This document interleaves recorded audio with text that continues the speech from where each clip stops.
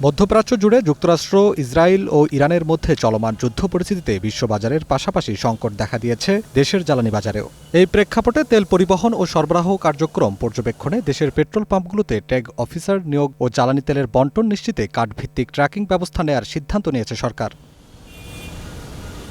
সকাল থেকে যানবাহনের দীর্ঘ সারি লক্ষ্য করা যায় রাজধানীর পাম্পগুলোতে। সরকারের তরফ থেকে দেশের জ্বালানি তেলের পর্যাপ্ত মজুদ থাকার কথা বলা হলেও বন্ধ থাকতে দেখা যায় রাজধানীর বেশ কিছু পেট্রোল পাম্প। চালকরা পাম্পের পর পাম্প ঘুরেও পাচ্ছেন না তেল। কর্মঘণ্টা নষ্ট করে ঘণ্টার পর ঘণ্টা অপেক্ষা করতে হচ্ছে দীর্ঘ সারিতে। তেল দিবে বলছে, এখন কখন দেয় বলতে পারি না। ঠিক আছে, আমরা লাইনে আছি, যতক্ষণ না পাই তেল আমরা ততক্ষণ লাইনে থাকবো, যেহেতু আমাদের প্রয়োজন। এই যে রোদ্রে দাঁড়াই ঘন্টার পর ঘন্টা দাঁড়াই রয়েছি, এমন আছে ফিরেও যাইতে হইতে পারে। একটা পাম্প যাও পাইছি নীলক্ষেত মোড়ে, অনেক সিরিয়াল, বাট তেল নিতে পারিনি, অনেক গাড়ি সিরিয়ালে।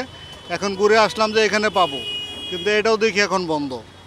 এখন কি করব, একমাত্র আল্লাহ পাক ছাড়া আর কেউ জানে না। পেট্রোল পাম্পে ট্যাগ অফিসার নিয়োগ ও কার্ডভিত্তিক ট্র্যাকিং ব্যবস্থার উদ্যোগকে ইতিবাচকভাবেই দেখছেন গ্রাহকরা। এটাই করুক, আমরা যাতে একটু সেবা পাই। আমাদের তো আর এমন না যে আমরা নিয়ে যা কাজ করবো, আমরা চাচ্ছি যে একটা প্রপার সেবা।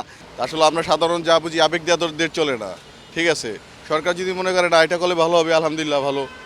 পাম্প সংশ্লিষ্টরা বলছেন, ডিপো থেকে পর্যাপ্ত তেল না পাওয়ায় নিরবচ্ছিন্নভাবে তেল সরবরাহ করা সম্ভব হচ্ছে না। চাহিদা আমাদের আগে 30, 35, 40 হাজার এরকম আমরা সেল করছি, তো দেখা গেলো এখন 22,500, 18,000 এরকম আসছে।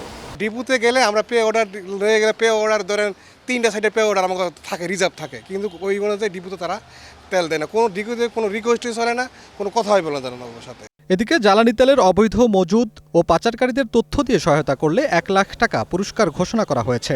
সোমবার জ্বালানি ও খনিজ সম্পদ বিভাগ এ পুরস্কার ঘোষণা করে। আফরাদ জামিন, গ্রিন নিউজ, ঢাকা।